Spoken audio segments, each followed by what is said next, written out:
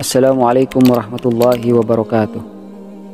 Para saudaraku yang dirahmati Allah subhanahu wa ta'ala, sebelumnya kita sudah mengetahui bahwa Nabi Yusuf alaihi salam dibuang oleh saudara-saudaranya ke dasar sumur dan dijual oleh musafir kepada sang pejabat Mesir, yaitu suami Zulaikha.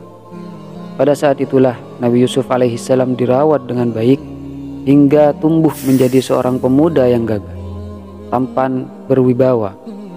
Hal tersebut membuat Zulaikha, istri sang pejabat tersebut, tertarik mencintainya. Suatu hari, wanita tersebut tak dapat menahan perasaannya. Dia mempersiapkan diri dan bersolek, lalu mengenakan baju yang paling indah. Kemudian dalam sebuah kamar yang telah tertutup rapat, dia dan Yusuf berada di dalamnya. Sang wanita tersebut mulai merayunya dan mengajaknya melakukan perbuatan mesum, sebuah godaan yang sangat berat bagi Nabi Yusuf alaihi salam. Kamar telah terkunci, sementara di hadapannya seorang wanita muda, cantik, memiliki kedudukan dan harta, mengajaknya berbuat keji. Namun dia adalah seorang nabi dari keturunan para nabi. Allah subhanahu wa ta'ala melindunginya dari perbuatan keji dan mungkar serta tipu daya sang wanita. Maka dengan tegas, ajakan mesum sang wanita ditolaknya. Dialah sesungguhnya yang dimaksud Rasulullah SAW dalam hadis sahihnya, yang termasuk di antara 7 golongan orang yang mendapatkan naungan di hari kiamat saat tidak ada naungan selain naungan Allah Subhanahu wa ta'ala, yaitu sabda Nabi Muhammad SAW, seseorang yang dirayu wanita cantik dan pemilik kedudukan, namun dia berkata, sesungguhnya aku takut kepada Allah Subhanahu wa ta'ala. Begitu pula apa yang dialami Nabi Yusuf alaihi salam ketika sang wanita tersebut merayu dan merajuknya untuk memenuhi keinginannya.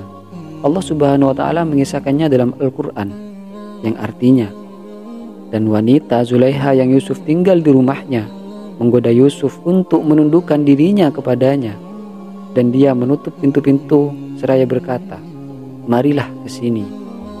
Yusuf berkata, aku berlindung kepada Allah. Sungguh Tuanku telah memperlakukan aku dengan baik. Sesungguhnya orang-orang yang zalim tidak akan beruntung. Al-Quran Surat Yusuf ayat 23. Para saudaraku yang dirahmati Allah subhanahu wa ta'ala, adapun penafsiran sebagian ulama terhadap surat setelahnya, yaitu surat Yusuf ayat 24, banyak yang bersumber dari cerita ahli kitab. Lebih baik kita tidak menghiraukannya. Masalah ini telah aku, katanya Ibnu Katsir, telah jelaskan panjang lebar dalam tafsirku.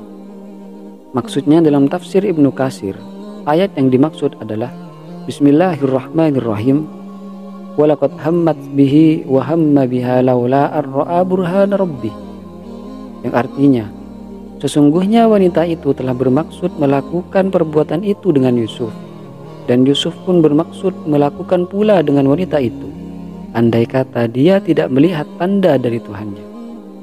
Al-Quran Surat Yusuf ayat 24. Dalam tafsir Ibnu Katsir mengutip berbagai pendapat para ulama tentang 2 perkara dalam ayat di atas. Perkara pertama adalah ungkapan wahamma biha, dan Yusuf bermaksud melakukan pula dengan wanita itu.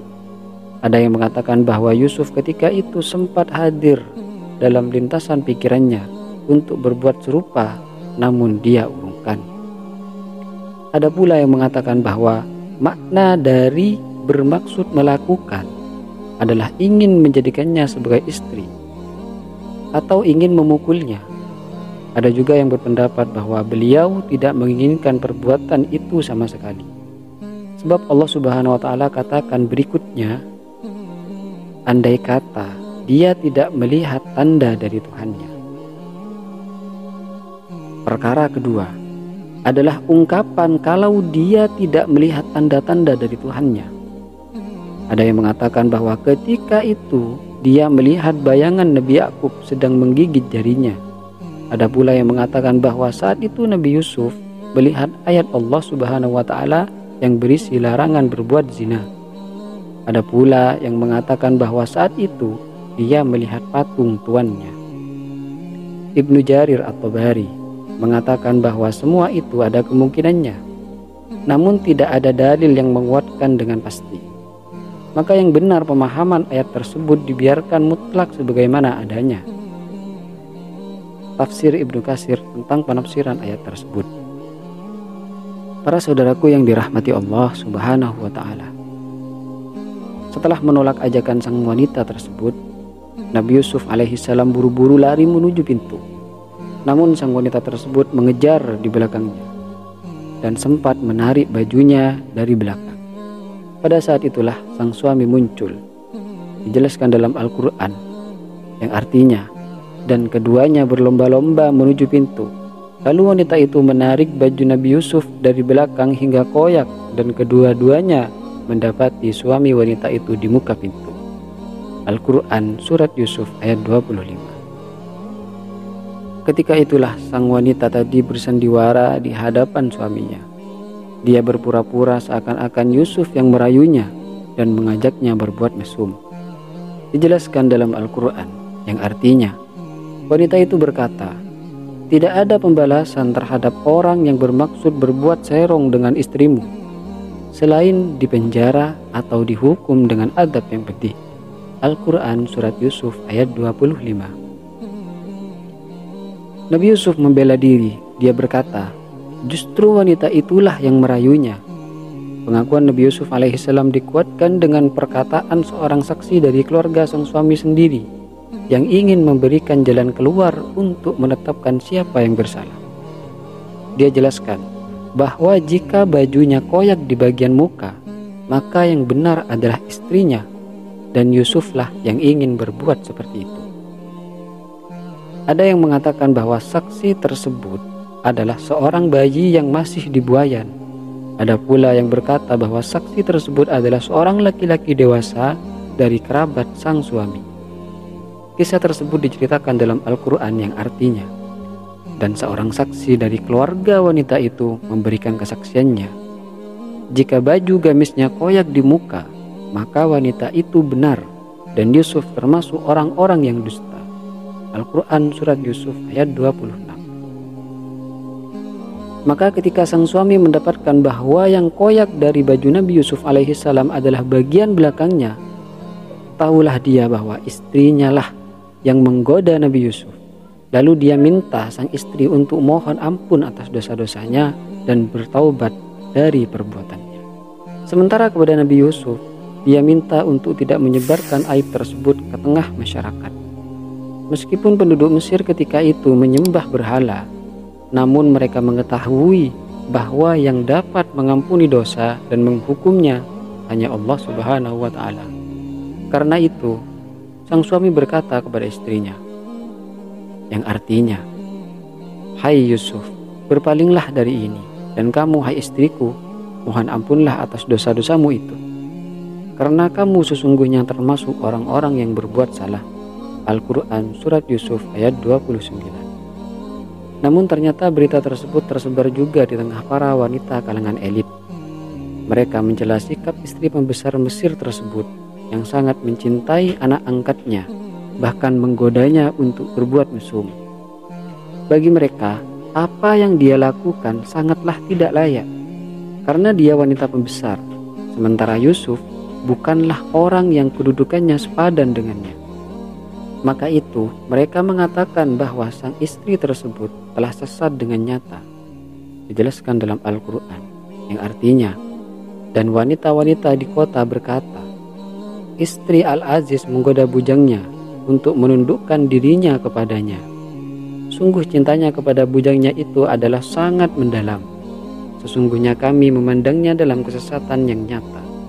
Al-Quran Surat Yusuf ayat 30.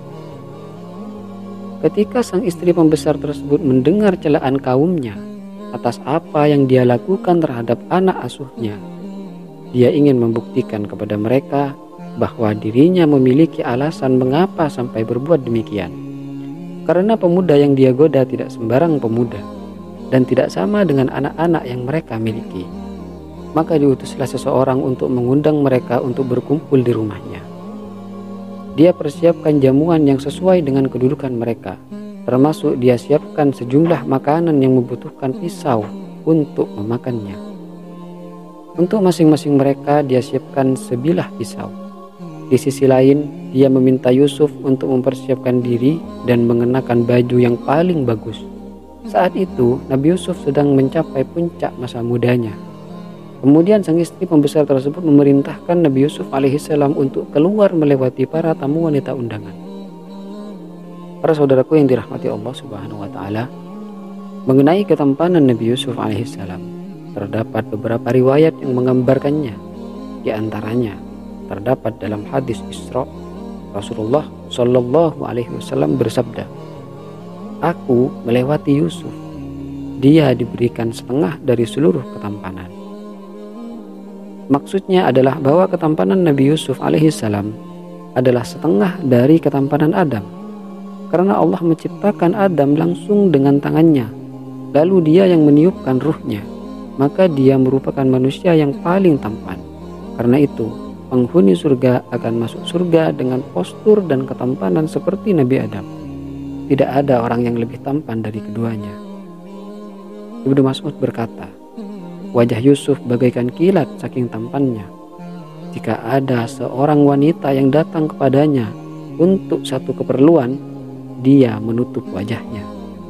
Para saudaraku yang dirahmati Allah Subhanahu wa ta'ala,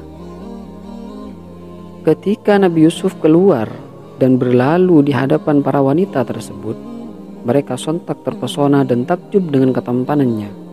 Mereka tidak mengira akan ada keturunan Adam yang memiliki ketampanan seperti itu. Sehingga mereka mengatakan bahwa Yusuf bukanlah manusia, melainkan malaikat.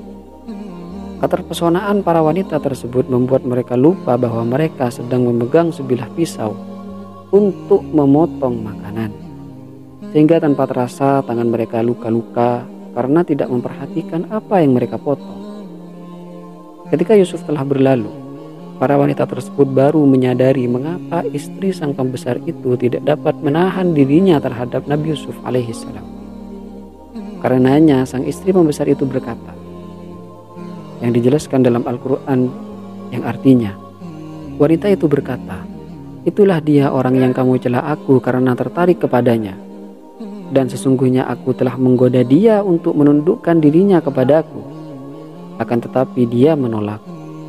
Dan sesungguhnya jika dia tidak menaati apa yang aku perintahkan kepadanya, niscaya dia akan dipenjarakan dan dia akan termasuk golongan orang-orang yang hina.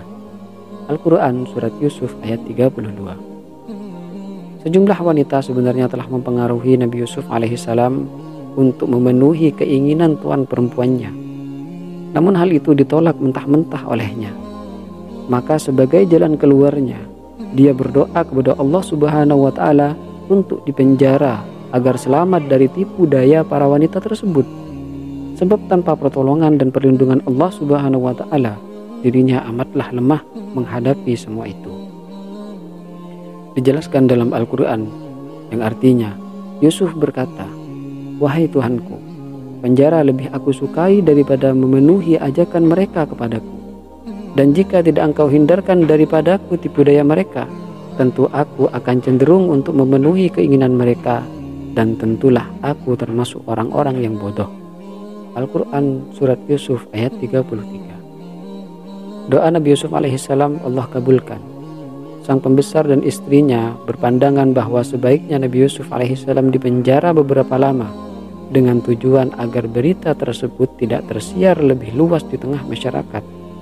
Dipandang dapat berfungsi memperbaiki citra sang istri, sebab dengan dipenjaranya Nabi Yusuf akan timbul kesan bahwa Nabi Yusuflah yang bersalah karena ingin menggodanya. Maka akhirnya Nabi Yusuf pun dipenjara dengan zalim. Demikianlah ketentuan Allah Subhanahu wa ta'ala berlaku baginya, dan hal itu termasuk bentuk perlindungan kepada nabinya, karena dengan demikian lebih mudah baginya untuk menghindari hubungan dengan para wanita tersebut. Wallahu a'lam. Demikianlah kisah Nabi Yusuf yang digoda oleh Siti Zulaiha. Semoga kisah ini memberikan manfaat kepada kita semua. Assalamualaikum warahmatullahi wabarakatuh.